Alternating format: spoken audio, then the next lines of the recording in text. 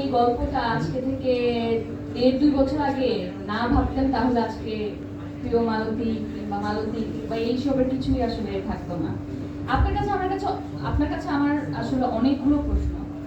আমি তিনটা কি একসাথে বলে ফেলবো নাকি একটা? তাহলে তিনটা একসাথে বলি।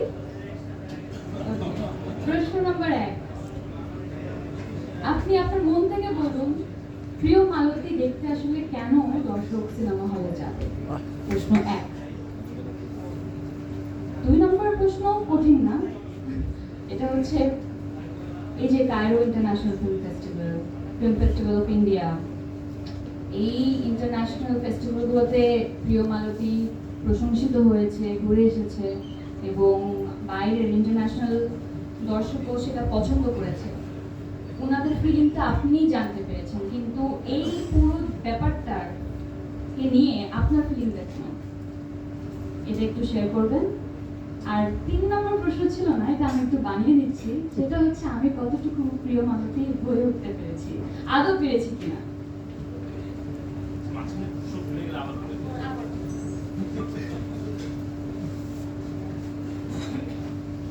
সবাইকে ধন্যবাদ। আপনারা অনেকক্ষণ ধরে অপেক্ষা করছিলেন আমাদের আজকে আয়োজনের জন্য। তো আমাদের তো আসলে 20 তারিখে ছবিটা রিলিজ হচ্ছে।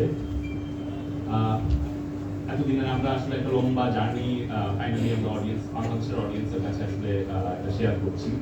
তো ছবিটা তো আমরা আসলে গত 1 বছর ধরেই নির্মাণ করছি। তো যে জায়গা থেকে